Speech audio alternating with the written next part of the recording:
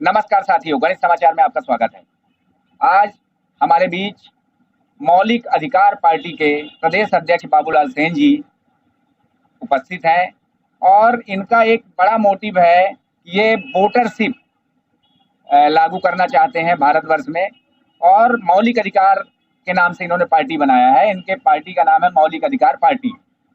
और बाबूलाल सेन जी से अभी मैं इसके पहले ही बात कर रहा था, तो इन लोगों का उद्देश्य यही है कि जो पिछड़े वर्ग के लोग हैं, जो दबे कुचले लोग हैं, जो अंतिम छोर में बैठा व्यक्ति है, उसके लिए उसका मौलिक अधिकार उसको मिले और भारत में वो आज़ादी के साथ रहे, जिस तरह से अभी रहता है उससे भी और अच्छे से रहे। बाबूलाल सेन जी, आपका स्वागत है हमारे गणित न्यूज चैनल में। आप बताइए कि आप इसके आगे अभी और क्या जो है तो आपकी रणनीति क्या रहेगी? क्या आप लोग चुनाव भी लड़ेंगे या ऐसा भी कुछ है क्या? देखिए, ये चुनाव लड़ना तो हर पार्टी को पड़ता है, इसलिए कि जब तक चुनाव नहीं लड़ेंगे तब तक हम जिन अधिकारों की बात कर रहे हैं वो अधिकार हम दे कहाँ से पाएंगे। दूसरे लोग यदि देते तो आज 74 साल हो गए, देश में 2771 पार्टियां रजिस्टर्ड हैं। किसी ने संविधान बने 72 वर्ष हो गया, किसी ने अनुच्छेद 39 की ओर देखने का भी काम नहीं किया, जबकि इस देश में संविधान में खा में अनुच्छेद 39 खा में उल्लेख है कि जितनी भी भारत देश की प्राकृतिक संपदा है उसमें सबका समान अधिकार होना चाहिए। कहाँ है? आज सबसे बड़ा हम माननीय मीडिया के हम अपने मानवर से बात करना चाहता हूँ।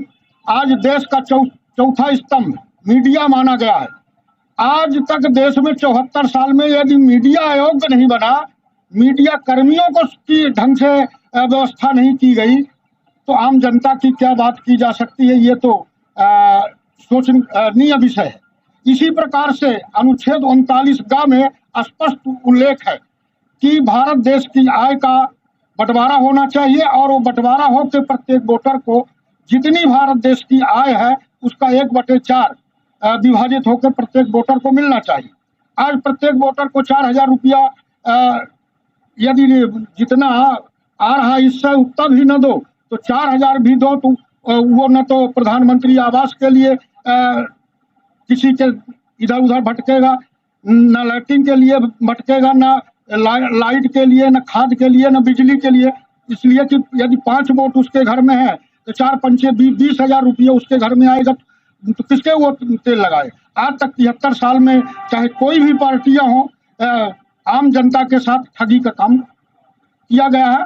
मौलिक अधिकार पार्टी प्रत्येक भाइयों को अपने अधिकारों के प्रति जगाने का काम प्रारंभ किया है और मैं आप सभी मीडिया साथियों से भी करूंगा कि आप लोग भी हमारा सहयोग दें और सबसे पहले मांग की जाए कि मीडिया आयोग का गठन जितना जल्दी हो सके, क्योंकि यदि मीडिया चौथा स्तंभ ही हमारा सही नहीं है तो इस देश का भविष्य क्या होगा? बाबूलाल सेन जी, एक मेरा भी सवाल है कि जैसे आपकी पार्टी का नाम है मौलिक अधिकार पार्टी, तो आप भारत की देश की जनता के लिए जो आपके संविधान में मौलिक अधिकार लिखे गए हैं उनके लिए ज्यादा संघर्ष करने वाले हैं कि आप अपने कुछ अलग से मौलिक अधिकारों का विकास करना चाह रहे हैं? देखिए, हमारी पार्टी का कोई अलग से एजेंडा नहीं है। जो हमारे भारतीय संविधान में बातें लिखी गई है, पूर्णतः हमारी पार्टी जब भी सत्ता में आएगी पूर्णतः संविधान की बातों को लागू करेगी। इसके अतिरिक्त राजनीतिक दल है तो स्वाभाविक सी बात है कि और भी मुद्दे होंगे। जैसे आज हम केवल भारतीय संविधान की बात करते हैं, आज सुकुमारों को, वृद्धा, विधवा, ये सारी बातें संविधान में लिखी। हमें अलग से कोई बात करने के लिए हमारी पार्टी अलग से कोई बात नहीं करती। न हम केवल मात्र जो संविधान में हमारे है उसको लागू हो और लागू किया जाए। यदि नहीं किया जाएगा तो ये आर्थिक आज़ादी की जंग हमारी पार्टी लड़ने के लिए तैयार खड़ी। मेरा ये कहना है कि जिस तरह से आप बात कर रहे हैं कि मौलिक अधिकारों को जानने की बात, आपकी पार्टी लोगों को बता रही है कि ये हमारे मौलिक अधिकार हैं, लेकिन अगर बाय द वे आपकी पार्टी सत्ता में आती है तो क्या आप जो संविधान का पाठ्यक्रम है और मौलिक अधिकारों का पाठ्यक्रम है इसको शिक्षा से जोड़ेंगे क्या? बिल्कुल जोड़ेंगे और इसकी हम मांग भी कर रहे हैं। अभी हमारा अभियान प्रत्येक उत्तर प्रदेश, चूंकि हमारी उत्तर प्रदेश से पार्टी प्रारंभ हुई है, प्रत्येक जिले में ज्ञापन के माध्यम से माननीय राष्ट्रपति महोदय, प्रधानमंत्री महोदय, मुख्यमंत्री, राज्यपाल, ये जो आप बात कह रहे हैं, ये कई जिलों में शिक्षा में जोड़ने की बात का ज्ञापन, 11 सूत्री ज्ञापन हमारा जा रहा, जिसमें पाठ्यक्रम में कक्षा 1 से लेकर 12वीं तक हर एक उसमें लागू किया जाए, ये हम लोग मांग कर रहे हैं। नेताजी, मैं आपसे एक चीज ये पूछना चाह रहा हूँ कि आपके राष्ट्रीय अध्यक्ष कौन है और आपका राष्ट्रीय कार्यालय कहाँ है, थोड़ा हमारे दर्शकों को बताइए। हमारा राष्ट्रीय कार्यालय है अयोध्या में और हमारे राष्ट्रीय अध्यक्ष माननीय जेपी शास्त्री जी हैं। तो क्या साउथ में भी, जैसे उत्तर भारत में आपका हो गया, मध्य भारत में हो गया, तो क्या दक्षिण भारत में भी आपकी पार्टी? जी। क्या इस कहाँ है आपकी पार्टी? हमारी पार्टी अभी तक 12 राज्यों तक पहुंच चुकी है, कुछ राज्य अभी शेष हैं।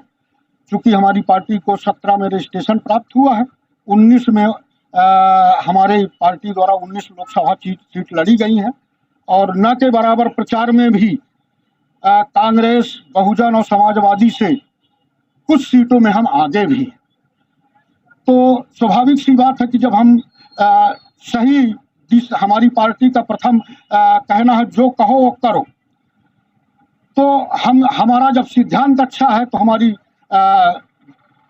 मतदाता, हमारे भाई हमारा खुलकर साथ देना भी प्रारंभ कर दिए। धन्यवाद हमसे बात करने के लिए। तो ये थे बाबूलाल सेन जी, जो प्रदेश अध्यक्ष है मौलिक अधिकार पार्टी के, और इनका कहना ये है कि यदि ये सत्ता में आते हैं और अगर सत्ता में नहीं भी आते हैं तो उसके पहले भी ये सरकार पर दबाव बनाएंगे कि चूंकि जो छोटे बच्चे होते हैं, पहली कक्षा से लेकर के 9वीं 10वीं 11वीं तक के बच्चे होते हैं, उनको मौलिक अधिकारों का ज्ञान नहीं होता है, इसलिए उनकी जो प्रारंभिक शिक्षा है वहीं से उनको संविधान का भी एक पाठ्यक्रम पढ़ाया जाए और एक ऐसी कोई उनके लिए किताब बनाई जाए ताकि वो अपने मौलिक अधिकारों को समझ सकें और संविधान को समझ सकें।